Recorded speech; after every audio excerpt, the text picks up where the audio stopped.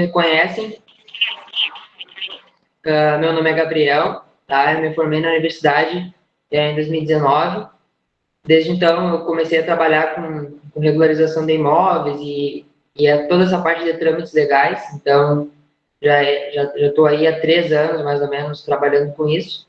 É sempre um aprendizado, então é impossível passar todo o conhecimento do mundo para vocês em 1 hora e meia, até porque eu também não sei tudo.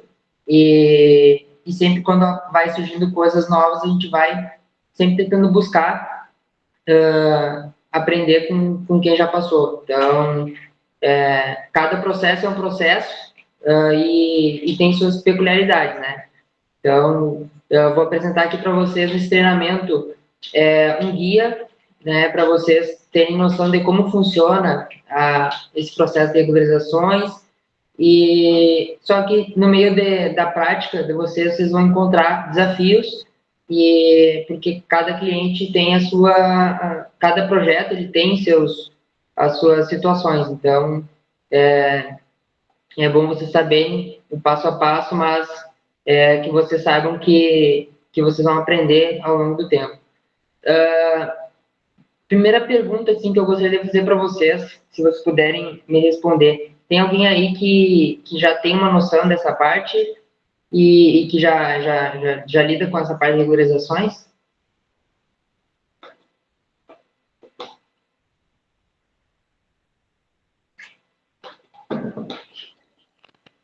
Dois.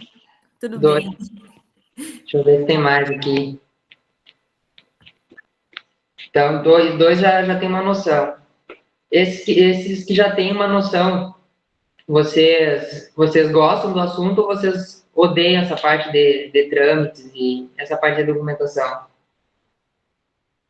Eu diria que é triste, na verdade. Não é nem ódio nem felicidade, é tristeza mesmo. Acho interessante. Ai, desculpa. Pode falar. Eu acho interessante, às vezes pode ser meio confuso no caminho, mas também várias vezes tirei dúvidas contigo também, então tá começando a ficar uma ideia mais clara na minha mente, mas tô gostando. Geralmente a gente gosta mais daquilo que a gente entende, que a gente tem mais vivência, né? E a ideia desse treinamento é justamente isso, é dar uma clareza para vocês do que vem em cada momento e onde buscar cada informação, porque tem muitas coisas que a gente não sabe onde buscar, né?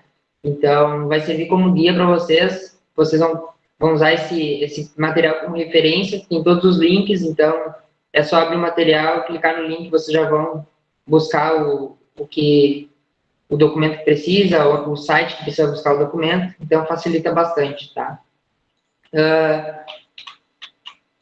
Então, vamos passar um pouquinho da organização. Eu separei em 5 etapas esse treinamento, tá? É parte de conceitos, sempre é bom entender, né, o que é cada coisa. Regularização tem as suas nomenclaturas, é um pouco diferente da parte da aprovação de projetos. Depois a gente vai passar para a parte da documentação, onde é que consegue cada documento. Parte de projeto, explicar para vocês algumas coisas que diferenciam um projeto de regularização de um projeto de aprovação ou uma obra nova. Depois a parte de vistoria técnica, que daí é onde entra o responsável técnico, entra a parte de laudo, toda essa parte. E, por último, os custos da prefeitura, que sempre o cliente vai perguntar quanto vai me custar essa regularização, principalmente a parte da prefeitura, né, que são os maiores valores. Como regularização tem multa, é importante que vocês saibam como calcular essa multa do cliente de vocês. Então, vocês vão ter uma clareza muito maior para passar para ele quanto vai custar, em média, né, sem dar aquele chute, sem saber, quanto vai custar para ele regularizar desde da parte de projetos, que é a parte de vocês, até a parte da prefeitura. Então, um pouquinho de conceitos. Diferença de regularização para aprovação de projetos, né? Quando que a gente faz um, quando que a gente faz o outro? Essa é uma dúvida que eu percebi que vocês têm, que vocês geralmente traziam uma aprovação de projeto que deveria ser uma regularização e vice-versa. O que é uma regularização? Uma regularização é quando a gente pega uma edificação que já está pronta, finalizada, em situação irregular. Ou seja, ela não tem habite numa área da casa. Pode ser que a casa tenha habite numa parte, mas ele construiu depois e não regularizou na prefeitura. Então, ele tem uma área irregular ali no lote dele. Para edificações que excedem os índices, índice de ocupação, índice de aproveitamento, índice verde. Essa parte de índices, eu vou passar meio por cima, porque é uma parte que eu acredito que você já tem uma noção, né? Índice de ocupação, índice de aproveitamento, índice verde. E também edificações que não respeitam as normas do Código de Obras e Lei de Uso e Ocupação do Solo. Que daí seria, por exemplo, janela na divisa, por exemplo, um ambiente sem ventilação e sem iluminação, um ambiente de uso mais prolongado, né? Essas situações que não passariam numa aprovação de projeto, que passam na regularização, que eles não levam em conta para a regularização. Então, seria essa a diferença. Já na aprovação de projeto, a gente entra com edificações novas ou até edificações que já estão em andamento, né? Muitas vezes contratam um projeto no meio da obra acontecendo, isso é comum, não entra em regularização, porque a obra nem concluiu ainda, tá? Edificações que já respeitam os índices urbanísticos, né? Tu não vai conseguir aprovar um projeto, por exemplo, que não respeitou o recuo viário, não respeitou o recuo frontal do lote, os 4 metros, geralmente, né? Tu não consegue aprovar na prefeitura quando não respeita. Então, nesse caso, deixa concluir a obra com regularização, tá? Aprovação de projeto quando segue as normas de Código de Obras e Lei de Uso. Por exemplo, vocês pegam um projeto já em andamento, vocês vão medir lá a obra já está acontecendo, estão rebocando as paredes, digamos assim, vocês medem toda a obra e vocês chegam à conclusão que por exemplo, tem um ambiente ali, um quarto, digamos, que ele ventila para um corredor lateral que tem uma divisa de 1 metro. Em vez de ter uma circulação ali no corredor lateral de 1,50 m, previsto por norma, ele está com 1 metro. Vocês não conseguem aprovar com aprovação de projeto, tá? Não vai passar na prefeitura. Ou seja, ou vocês vão ter que mentir para a prefeitura, dizendo que o corredor tem menos que 1 metro, pode travar o habite depois, ou vocês esperam concluir a obra e depois entram com regularização. O cliente vai ter que pagar uma multa por conta disso, tá? Então, essa é a diferença da regularização e da aprovação de projeto. Vocês têm alguma dúvida até aqui?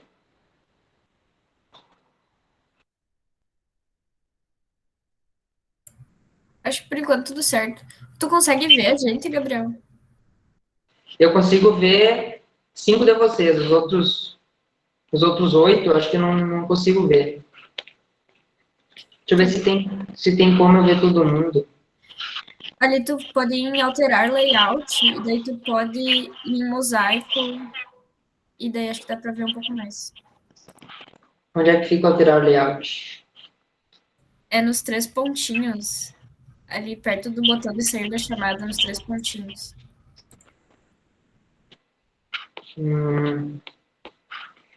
Cliquei ali, não apareceu o alterar layout. Atividades, mostrar legendas, configurações, compartilhar tela, atividades, vamos ver.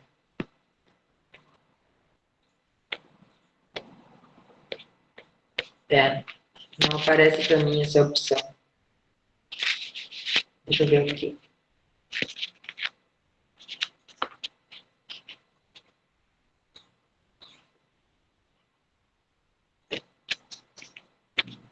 Acho que já sei. Tem que arrastar para o lado aqui, peraí.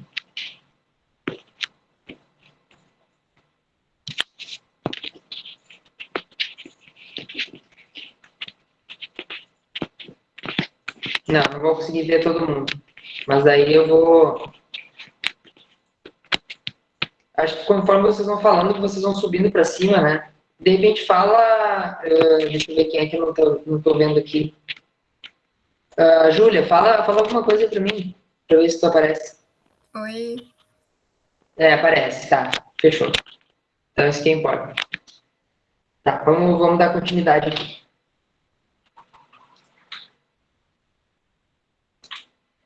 Então, falando um pouquinho da lei, eu separei o primeiro artigo da lei lá para explicar para vocês, tá? Não vai ser um treinamento cheio de lei, cheio de escrita. Esse é o slide que tem mais letras aí na tela de vocês, tá? Só para explicar o que é regularização, né? Por que é uma regularização, contextualizando para vocês. Então, uma regularização é sempre quando a edificação está construída e está irregular, em desacordo com as legislações do município. Então, aquilo que eu falei, tem que estar pronta e tem que estar irregular. E ela tem que estar concluída até 31 de dezembro de 2018. Isso está escrito na lei, ou seja, a obra finalizou em 2019, 2020, 2021, pela lei eu não posso regularizar. Já aconteceu situações de eu regularizar um imóvel que já que acabou depois dessa data. Mas daí é uma situação específica, uma situação que a gente consegue resolver porque é uma lei antiga e é uma lei que sofreu com a pandemia. Geralmente, essa lei de regularizações, ela é sazonal, ou seja, ela abre por um certo período de tempo, geralmente 4 anos, ela fecha, depois ela abre de novo. Por isso que eles colocam esse período para as pessoas regularizarem. Isso quer dizer o quê? Que depois que a partir das pessoas que construíram em 2019, elas não poderiam regularizar. Pela lei é isso que está escrito, entendeu? Mas como veio essa pandemia, como veio toda essa situação, eles prorrogaram a lei. Ainda não tem um prazo de acabar ela, mas ainda a gente consegue regularizar por conta disso, tá? E também essa edificação ela tem que ter 4 coisas principais, que é segurança de uso, estabilidade, higiene e habitabilidade. Por isso a importância da vistoria em loco, da vistoria do responsável técnico.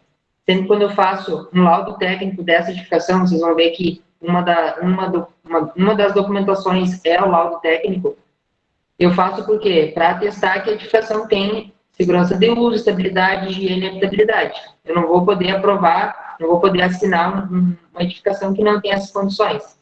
Quando não tem, a gente pede uma reforma. A gente pede para o cliente fazer uma reforma para se adequar a sua construção para poder ser regularizado. Basicamente isso. Aí que eu voltei. Então, nenhuma dúvida até agora? Tranquilo?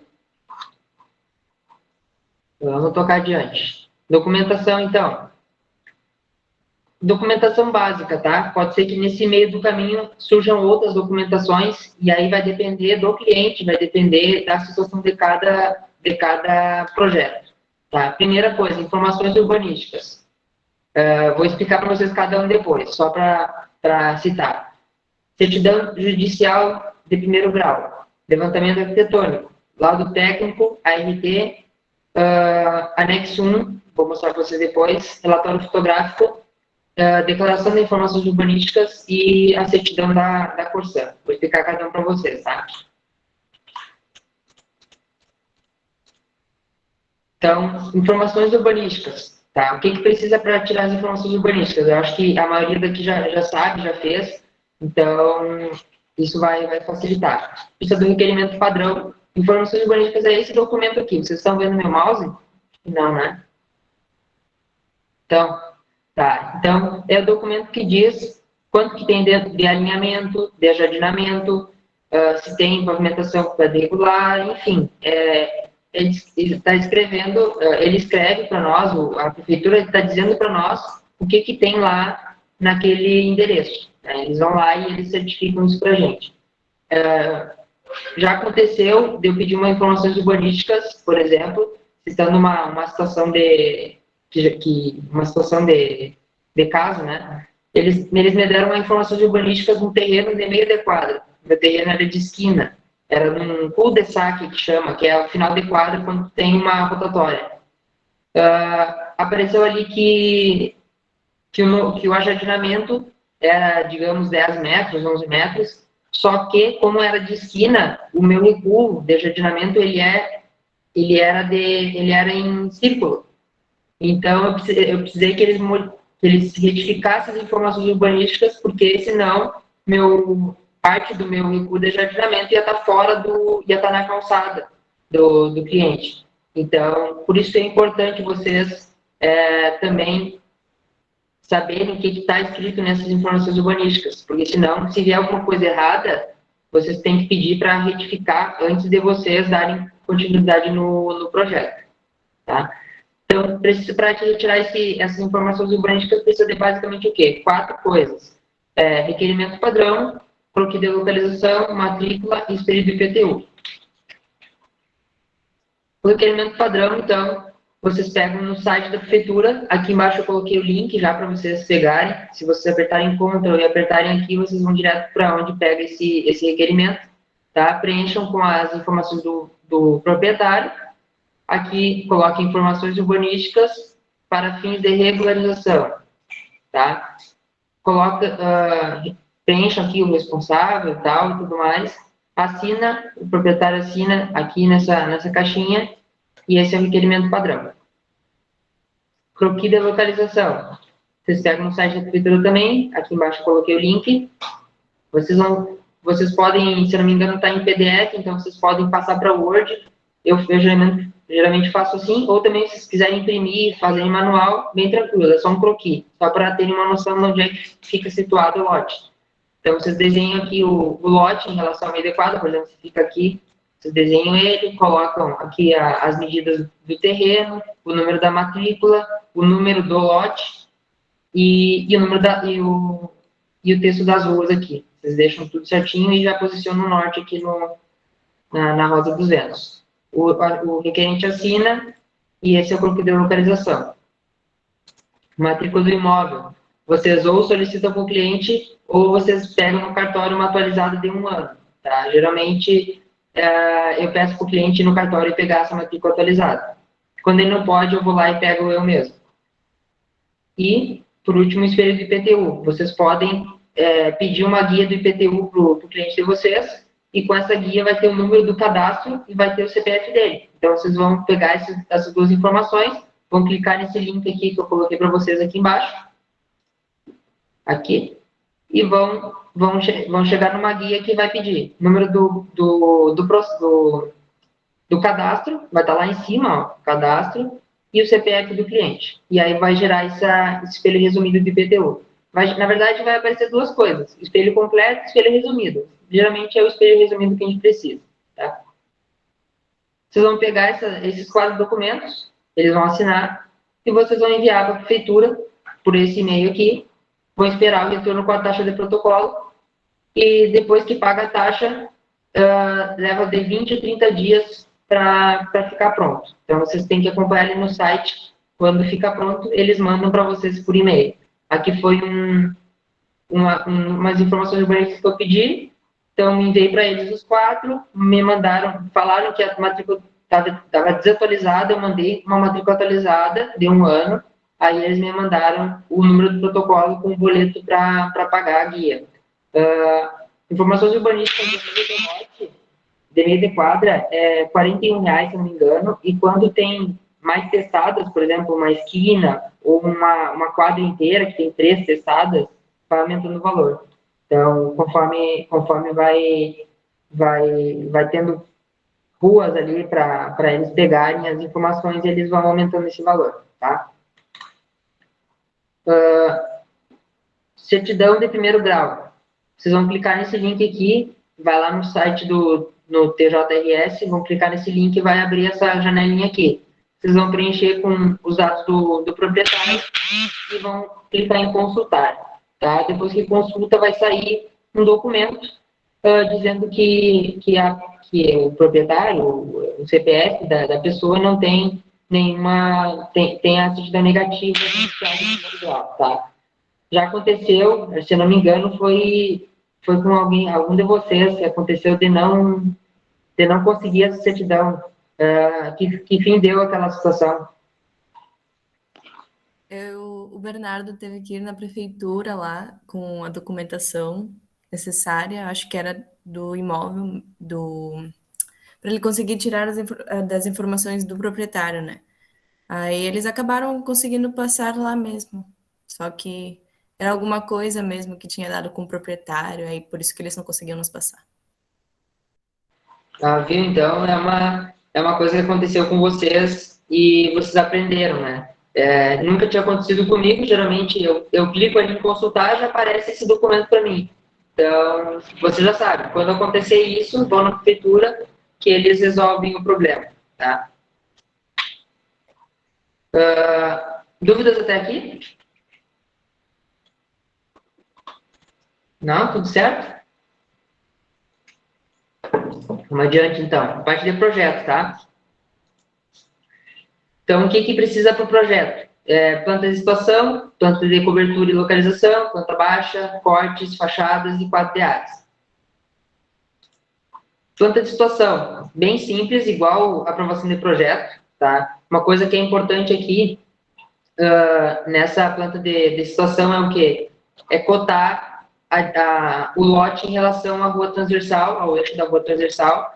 Geralmente, essa informação, se ela está em matrícula, ela tem que ser igual ao que está em matrícula. Se na matrícula está 32 metros em relação à esquina, vocês têm que colocar os 32 metros. Mas para isso, tem que medir, né? Não pode colocar só de olho, tem que medir o início do terreno até o eixo da rua transversal, para ver se dá essa mesma distância. Se não der, dependendo da diferença, tem que retificar a matrícula daí, tá? Não vamos poder assinar dizendo que está uma distância que não está, tá errado. Eu tô assinando uma coisa que não é verdade. Então, sempre verificar essa distância, que ela é importante e ela vai constar lá na declaração de informações urbanísticas, que eu vou mostrar para vocês depois, tá? Por isso que é importante fazer esse levantamento e verificar essa distância.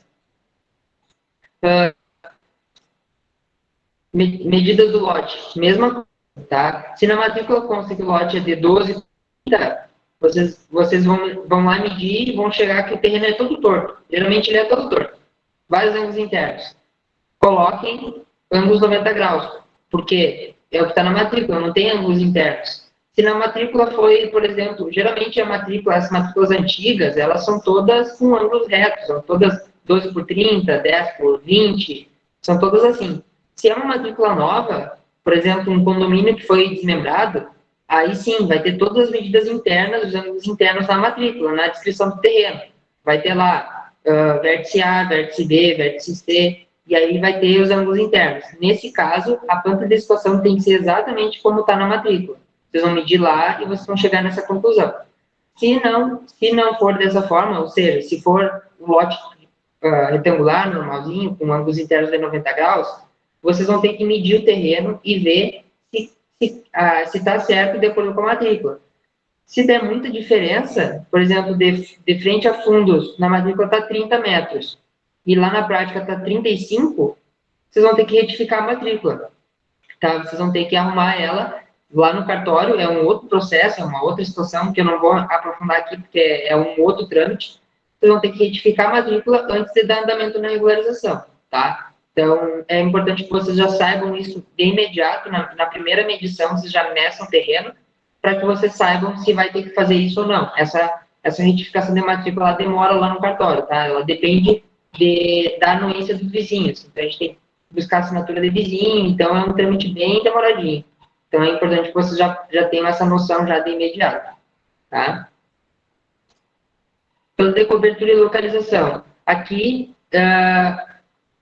já entra a parte de legendas, tá? A gente já coloca em vermelho, aqui não aparece direito, mas aqui embaixo dá para ver. Em vermelho são as áreas a regularizar, que não tem habites, e em azul as áreas existentes, que já tem habites e tem na matrícula certinho, tá? Então, nessa residência aqui, o cliente tinha, se não me engano, 60 metros quadrados aqui com habites, e depois ele fez umas ampliações e eu já coloquei na planta de cobertura com a legenda certinho, tá?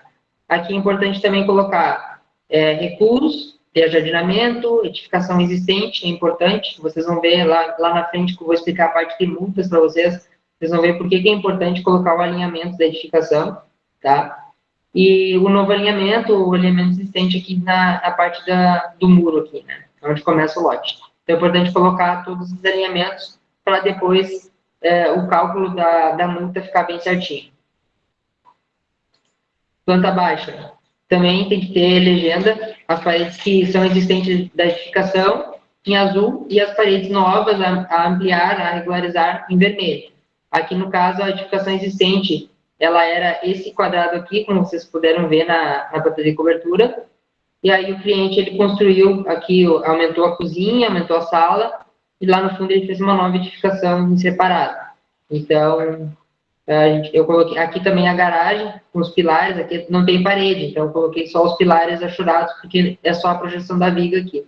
Então, dá para ter uma noção geral de como é a construção e como ela era e como ela ficou, tá? Isso é muito importante para eles aprovarem o projeto. Esse é um projeto que eu estou mostrando para vocês, é um projeto que foi aprovado e já está encaminhado, só está faltando o pagamento da multa, tá? Cortes transversais e longitudinais, sempre passar o corte na edificação a regularizar, não faz sentido a gente mostrar uma edificação que já está existente lá, então o corte sempre passa onde a gente quer mostrar que foi construído e ampliado, né? Então, bem simples, vocês vão cotar os pés direitos, vão cotar a altura de janela, a altura de portas, e basicamente isso, vão representar no corte. Pode ser um corte bem simples, não precisa ter todos esses detalhes, com a cobertura aqui que eu coloquei, só coloquei porque estava com tempo. Fachada, se é um lote de meio de quadra, apenas uma fachada frontal da residência. Aqui, como vocês podem ver, a residência ela tinha uma outra fachada quando ela não era regular. Quando ela estava regular antes de construir, ela começava aqui, né? Então, ela tinha uma outra fachada. Eu vou mostrar sempre a fachada frontal da residência, sempre visto daqui. Então, a fachada, ela mudou e ficou assim. Não tinha toda essa parte aqui, ó, essa parte que está mais à frente, não tinha. Era só aquela parte dos fundos antes. Então, é importante que vocês, se tem uma casa de 2 pisos, for construído um segundo piso, por exemplo, vocês vão desenhar a fachada frontal, que tem 2 pisos, tá? Se é de esquina, vamos desenhar a fachada frontal para a rua principal e a fachada para a rua secundária. Tá? Quadro de áreas. Também, mesma coisa de projetos para aprovação, vocês vão colocar os índices de ocupação, de aproveitamento, e com base nesse quadro de áreas, depois vai ser calculado as multas. Podem ver que aqui, ó, o índice de aproveitamento, aliás, o de ocupação permitido era 110 metros quadrados, que o terreno tem 200, né? E ele ocupou 161,4. Então, ele excedeu 51,4 no índice de ocupação. Ele pagou uma multa referente a esse 51,4. Tá? Então, importante que deixe isso bem certinho. Índice verde é a mesma coisa. O mínimo era 36, ele tinha 24,88 de piso permeável, não era nenhuma grama, era um concreto intertravado. No índice verde, não se paga multa, tá? Por isso que é importante também, entre aprovar e regularizar, né? Se tu não atende o índice verde, o índice de permeabilidade do solo, tu não aprova o projeto no prefeitura. Na regularização tu aprova, entendeu? Se tá todo calçado a edificação, tu consegue regularizar e tu não paga nem a multa disso. Então, é uma outra diferença entre as duas coisas, tá? Aqui a área existente era 42 metros quadrados, e aí ele ampliou 119,10. Essa informação também é importante, porque ele vai pagar a multa referente a 119,10, que é o que ele ampliou sem regularizar, que estava irregular. Tá? Dúvidas até aqui?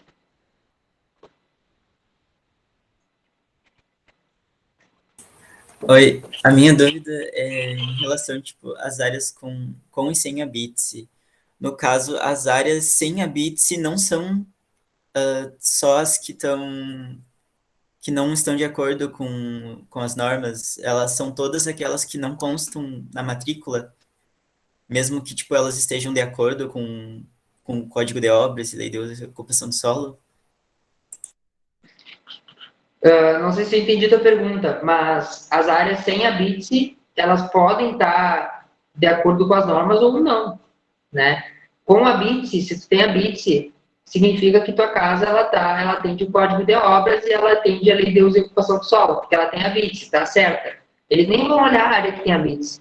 Inclusive, se vocês quisessem colocar aqui, ó, eu detalhei, eu medi, chegou a mesma medida que tinha lá na prefeitura. Se vocês quiserem não colocar nada aqui, vocês não precisam, porque já tem a BITS, eles não vão nem olhar para essa parte. Eles vão olhar para outra parte. Eu prefiro graficar tudo, porque até para eu me achar e eu colocar, fazer um projeto completo, até para ficar com o cliente depois, o projeto da casa dele completo. Né? Então, eu prefiro colocar, mas não precisaria, porque eles não vão nem olhar essa parte que já tem a BITS. Mais alguma dúvida? Tá, eu ainda tenho um pouco de dúvida da diferença do índice de ocupação e do índice, acho que de aproveitamento, acho que é outro, né? Se tu puder explicar um pouquinho melhor. Vamos lá, o índice de ocupação, vamos chegar lá. O índice de ocupação, então, geralmente para casas térreas, geralmente não, para casas térreas é o mesma área total da casa, porque tu não tem outros pavimentos. O índice de aproveitamento, aí entra a parte que se projeta o telhado, né? Então, tem que ver, o índice de ocupação, ele pega a área total da casa, né? Se tem 2, 3 pavimentos, e o índice de aproveitamento é a área em projeção vertical no lote. Então, quando tu está falando em casas térreas, o índice de aproveitamento e o índice de ocupação é o mesmo, porque a mesma projeção, né? É a mesma área da casa. 2 pavimentos, o índice de ocupação vai ser sempre maior do que o índice de aproveitamento. Tanto é que o coeficiente do índice de aproveitamento é maior do que o coeficiente do índice de ocupação. Porque tu pode construir em qualquer terreno, tu geralmente pode construir um segundo andar, até um terceiro. Tá? Então, essa é a diferença do índice de ocupação e índice de aproveitamento. Agora, o que entra em cada, quando tu pega projetos mais complexos, aí tu vai ter que olhar na lei de uso e ocupação do solo, que daí entra a parte de sacadas, entra a parte de coberturas, beirais, como considerar, o que não considera, o que considera. Aí é uma parte mais específica da lei mesmo, é uma interpretação de lei. Agora, para casas térreas, é bem tranquilo, é só tu pegar a área construída, que vai ser a mesma da área de lei da índice de aproveitamento e índice de ocupação. Certo?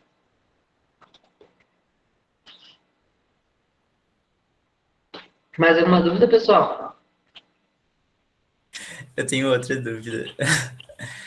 Quanto ao índice verde, o que eu posso considerar como índice verde? Porque eu tô numa regularização agora, e a Casa da Mulher, tipo, tem alguns canteirinhos, sabe? Tipo, ela tem uma parte que ela plantou uma espécie de São Jorge ali, uns negócios ali,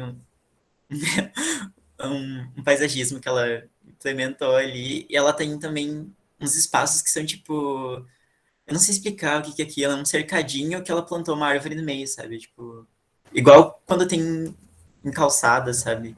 Eu não sei se isso conta ou não no índice verde, sabe? Você tem que levar em consideração. Eu não sei nem representar isso em planta baixa. Aí vai do bom senso, né? Ela pode muito bem depois arrancar isso aí e fazer uma calçada ali. Então, eu geralmente coloco quando é uma área maior, para considerar, por exemplo, um jardim na frente ali, tu não pode construir nada, e a não ser que tu faça o calçamento, né? Ou uma área nos fundos, geralmente que já está delimitado. Agora, pequenos canteiros, tu vai somar todas as áreas dos pequenos canteiros, eu acho que não faz muito sentido. Tu vai chegar, por exemplo, um canteiro de 1 metro quadrado, tu vai contar ali 1 metro, 2 metros, né? Vai contar 5 metros quadrados por conta de 5 canteiros. É uma questão de bom senso e também de quem está graficando, sabe? Quando eu faço graficação, eu gosto de colocar tudo, mas aí é uma coisa minha. Eu coloco tudo, até se tem uma fonte no projeto, eu coloco a fonte no projeto, sabe? Mas, enfim, não acho necessário, a prefeitura nem olha isso, tanto é que o índice verde nem entra na parte de multa, nem nada, então, eles não cobram essa parte. Então, vai de bom senso, se tu quer colocar, se tu não quer colocar, vai pro teu critério daí. Mais alguém?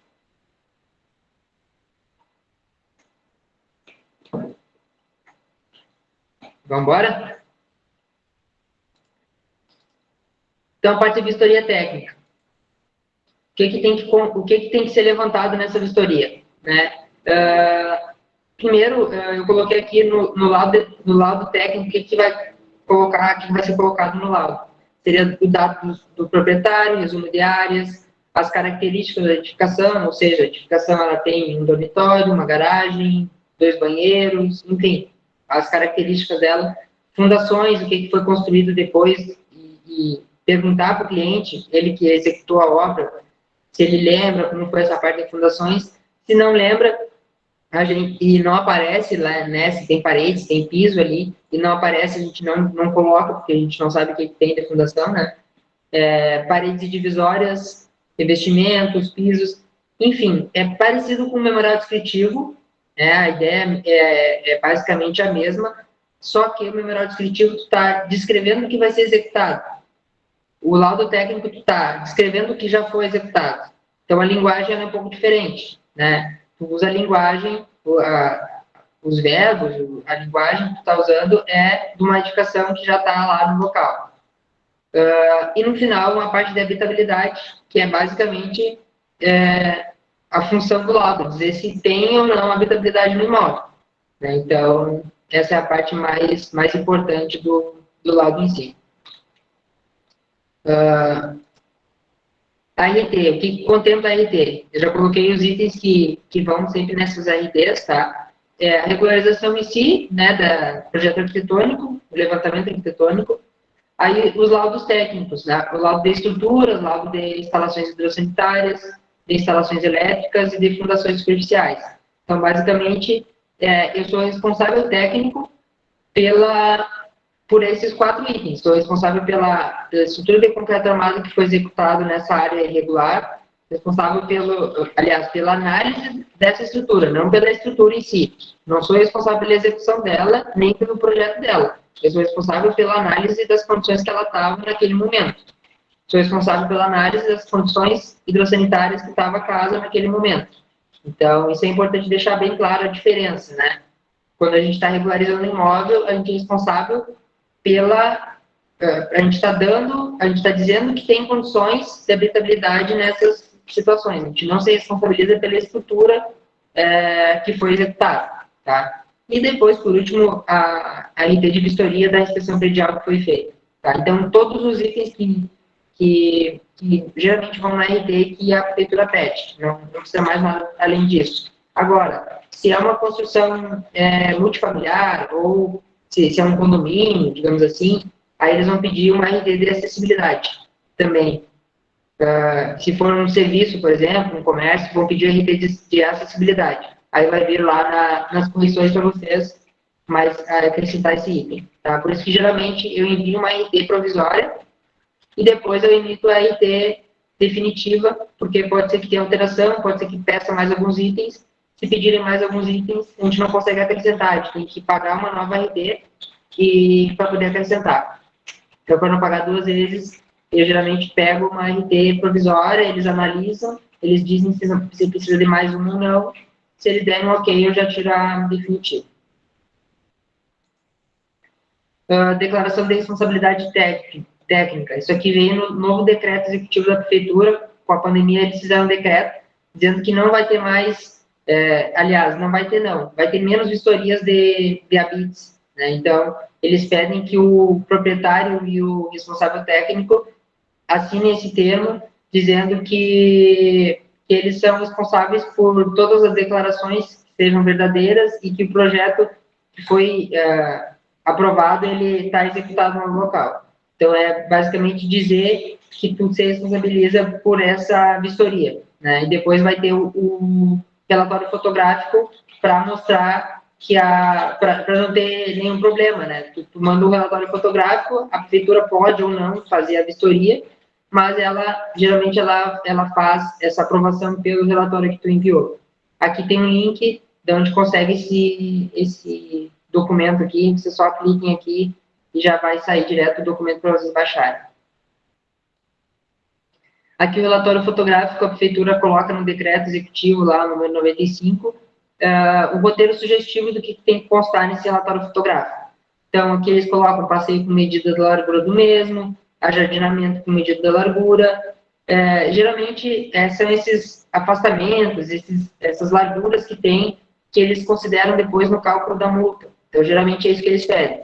Pedem também fotos da fachada, algumas fotos do interior da edificação para eles saberem como foi construída, se realmente tem condições de habitabilidade, né, que não tem um monte de bolha na parede, um monte de reboco soltando, enfim, só para eles terem uma noção que realmente tem condições de habitabilidade, né?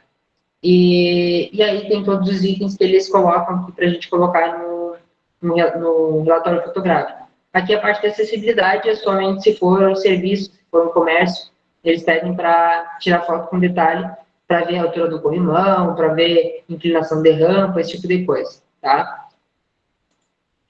Declaração de informações urbanísticas. Aqui seria pegar aquelas informações urbanísticas e tu declarar que lá no final das informações urbanísticas, se vocês forem pegar, eles colocam várias observações. Se existir rede de alta tensão no lote, você deve dizer se sim ou não. Aqui é o momento que tu diz. Então, se tem curso d'água no lote ou não. Eles não fiscalizam isso. Eles falam para tu, como responsável técnico, dizer se tem ou não.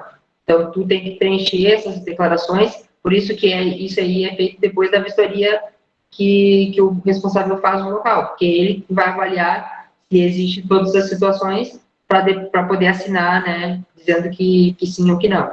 Aqui, o lote dista tantos metros do eixo da rua mais próximo do quarteirão, é aquela informação que eu falei lá atrás para vocês. Né? Aqui vai colocar exatamente qual é a distância do final do lote até a esquina mais próxima. Então, ela tem que bater ali com a matrícula, se na matrícula tiver essa distância, tá? Aqui eu botei um link para vocês só clicarem e baixarem esse modelinho. Certidão de habite da Corsan. É um outro documento que vocês vão enviar um e-mail para a Corsan para pegar esse requerimento, ou peçam para mim que eu tenho ele já, o modelo, tá? Não achei em site nenhum esse modelinho, geralmente, a primeira vez que eu peguei, eles me mandaram. Preencher o documento, juntar essa documentação que pede aqui, né? Cópia do CPF, do proprietário, cópia da planta de situação que vocês já fizeram, a RT das instalações hidrossanitárias que já foi feita, você já tem. E basicamente, e aqui eles colocam que para imóveis unifamiliares, indicação na planta de localização do local onde sai a rede interna. Eu coloquei nas primeiras vezes, e depois parei de colocar, e nem por isso eles deixaram de fazer a vistoria. Então, em tese precisa, mas não cobra, sabe? Então, não precisa colocar. Vocês enviam esse requerimento padrão junto com os documentos para a CEPRA, né, esse e-mail aqui, e eles vão entrar em contato, vocês vão deixar o contato do morador lá, ou do inquilino, ou do próprio proprietário que está morando lá no local, para agendar a vistoria. Aí eles vão lá, agendam a vistoria até uma semana depois que vocês fazem o requerimento, eles fazem a vistoria no local e sai um documento dizendo que a edificação tem a certidão do habite e que o esgoto está ligado na rede de esgoto da rua. Tá? Então, é basicamente isso que a prefeitura pede. O prazo, geralmente, leva de 20 a 30 dias até sair essa certidão. Dúvidas até aqui?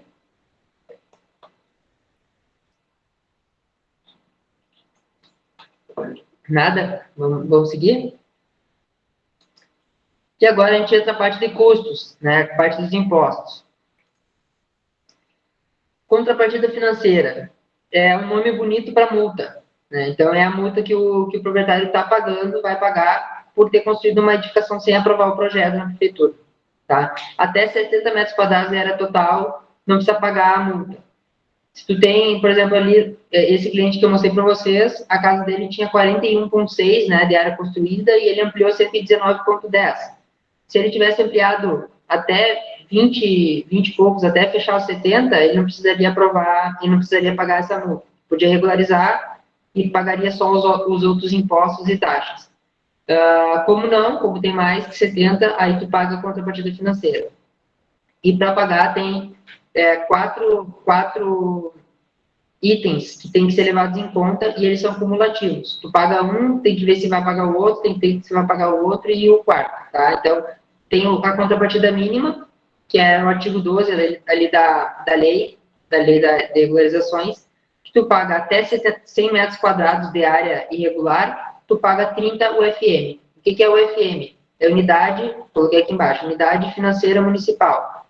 Nesse ano, o 1 UFM custa 4,0881, então custa R$ 4,08, 1 UFM, tá?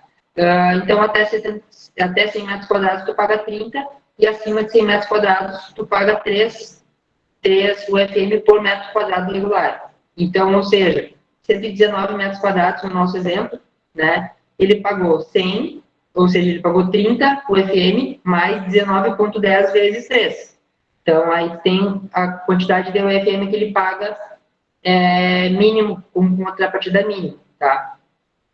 Artigo 14. Leva em conta os índices urbanísticos, índice de ocupação e índice de aproveitamento. Não leva em conta o índice verde, tá?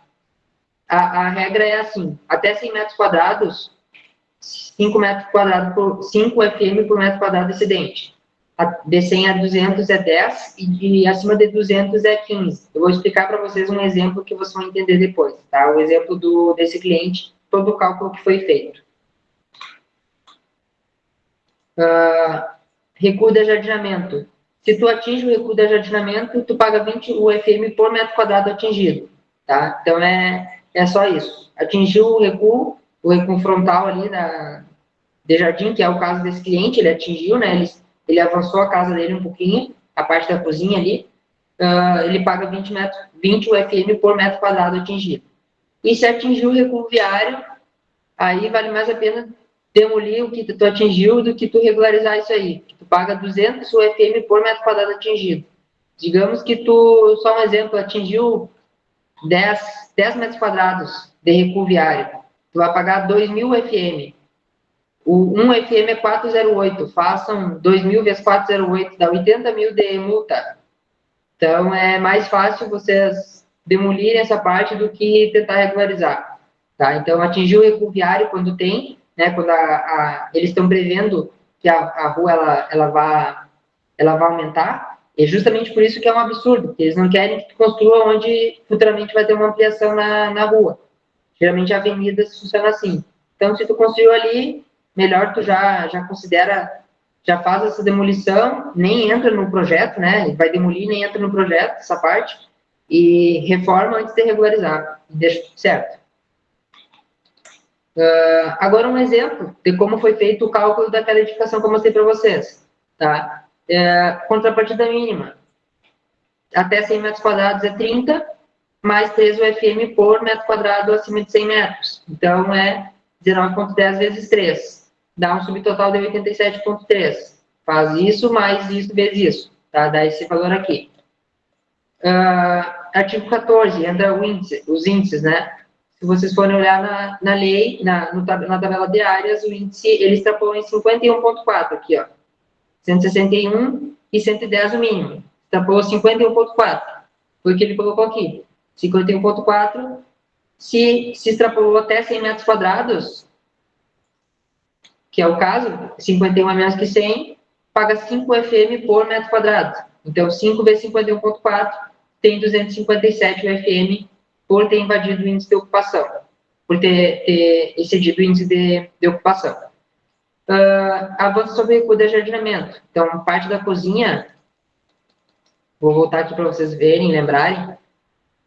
Aqui está o nosso recuo de jardinamento, ó, jardinamento, e aqui parte da cozinha e um pouco da garagem avançou esse recuo de jardinamento. Como vocês podem ver aqui, ó, toda essa área avançou. É uma área de 12,5 metros quadrados. Por isso é importante ter a cota nos projetos, que eles vão medir vão medir exatamente quanto que passou, né? A largura e a profundidade. E aí vão chegar em 12,5 metros quadrados vezes 20 UFM, porque quando tu invade o recuo de jardinamento é 20 por metro quadrado atingido. Então, tu tem um subtotal de 250 UFM por ter atingido o recuo de jardinamento. Somando tudo, né, somando esse valor, esse aqui e esse aqui, tem 594,3 UFM de multa, vezes 40881, que está naquela tabelinha aí, eles já colocam aqui, tu tem aí um subtotal de mais ou menos 2.429,55, que está aqui em cima. Tá? Então, esse é o valor da multa que tu paga por ter construído e, como vocês podem ter visto, né, depende de como é a construção. Se avançou recuo, se excede índice de ocupação, se não excede, pode pagar mais ou menos multa a depender disso. Além da multa, tu paga mais 3 taxas e um imposto. O que são essas 3 taxas? É a taxa de aprovação de projeto. Por quê? Porque se tu não aprovou o projeto, tu tem que pagar a taxa que tu pagaria por ter aprovado. Então, tu vai pagar nesse momento.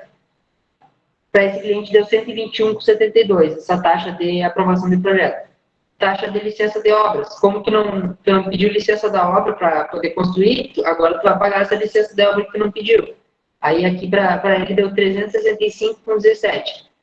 E taxa de carta de habitação, como ele não pediu a carta de habitação para ele poder morar, ele vai pagar mais uma taxa de 146,07 centavos.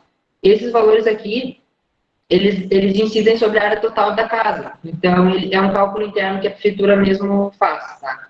Mas eles são valores próximos a isso, depende do tamanho da casa. E ISSQN, que é o Imposto sobre Serviço de Qualquer Natureza, que é um valor que também a prefeitura calcula com base no tamanho da casa, com base em outras coisas que eles levam em conta. É um sistema que sai isso. Para ele aqui deu 477,16. Como é pela prefeitura que faz isso, eu não sei como que faz esse cálculo, eu já coloquei aqui para vocês uma casa de 119 metros quadrados irregulares, para vocês terem uma noção. Então, vocês podem fazer para o cliente de vocês uma regrinha de 3, ver se mais ou menos o que ele vai pagar aí de taxas e impostos, tá? E aí, dúvidas?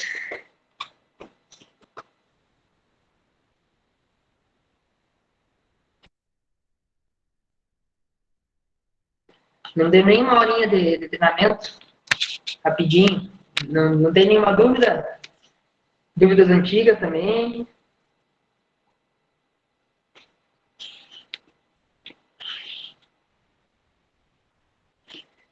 Então tá, pessoal, de qualquer forma, eu deixo meu contato aqui, se vocês tiverem qualquer dúvida, podem entrar em contato comigo, podem me perguntar, eu vou estar à disposição para vocês, tá? Como eu falei, cada projeto é um projeto e cada cliente é um cliente, então a gente está sempre aprendendo. Se eu não souber, eu vou perguntar para alguém da prefeitura que saiba e para poder trazer a informação para vocês. Eu, 3 anos trabalhando com isso, eu vi poucas coisas, eu entrei até hoje com 13 processos de regularização e eu não pude ver todas as situações, né? Então, tem coisas que eu também não sei e que eu vou perguntar ou para algum colega ou para alguém da prefeitura que já tem mais um entendimento maior sobre isso. Mas é importante que vocês saibam que não é a coisa mais difícil do mundo, tá? Sempre tem um jeito, pode parecer que não, mas sempre dá para resolver. E é isso, da minha parte era isso, espero que vocês tenham gostado, espero que vocês tenham aproveitado e que tenha feito sentido para vocês, né, que tenha clareado pelo menos um pouco mais a mente de vocês e que vocês, a partir de agora, vocês olhem a parte de trâmites legais e a parte dessa burocracia com um pouco menos de ódio no coração, que vocês acham que vocês vão estar no caminho certo aí, porque essa parte é muito importante, tá? Eu também não gostava quando estava na graduação, achei que eu nunca fosse trabalhar com isso, e foi a primeira oportunidade que apareceu para mim e eu tive que abraçar. Então, é importante que vocês saibam e aprendam na graduação de tudo um pouco, que vocês saibam navegar pelas áreas, e depois, quando vocês se formarem, vocês vão ter, né, mais bagagem e saber exatamente o que vocês querem, o que vocês não gostam, e o que vocês podem fazer depois de ser formado. Tá bom? Eu quero agradecer pelo treinamento, porque eu, particularmente, tinha bastante dificuldade em entender o porquê que eu estava fazendo as coisas. Por exemplo, temos nossa tabela de metas e coisas que a gente tem que fazer ao longo do projeto, e, às vezes, fazendo as pequenas coisas, a gente não entende por que a gente está fazendo aquilo. E ter uma visão mais macro, assim, é bem interessante, tipo, facilita bastante, sabe? E e deixa a gente menos perdido também. Então, muito bom. Gostei bastante. Muito obrigada. De nada, precisando, sempre que eu souber, puder responder, é só me perguntar. E o que eu não souber, eu vou atrás, a gente vai tentar entender e tentar aprender também.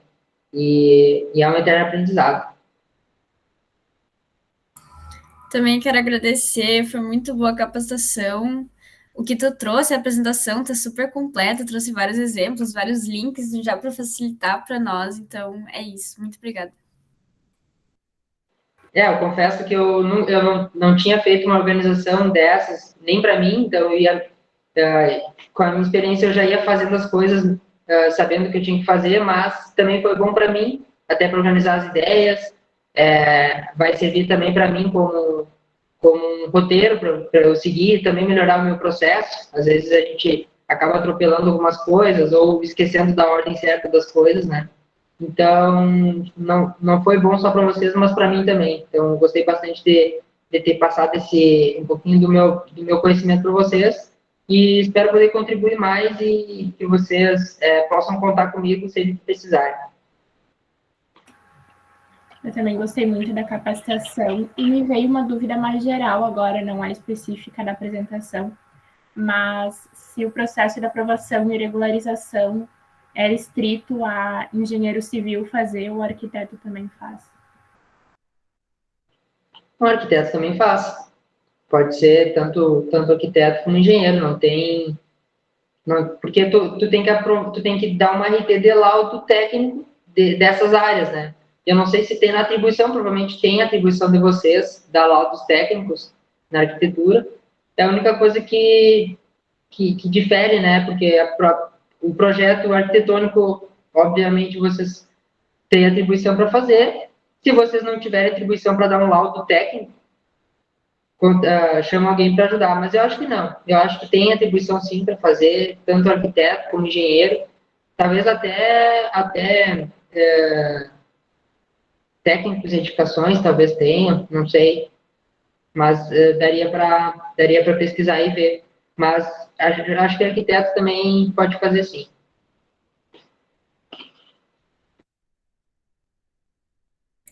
Boa, vou interromper a gravação.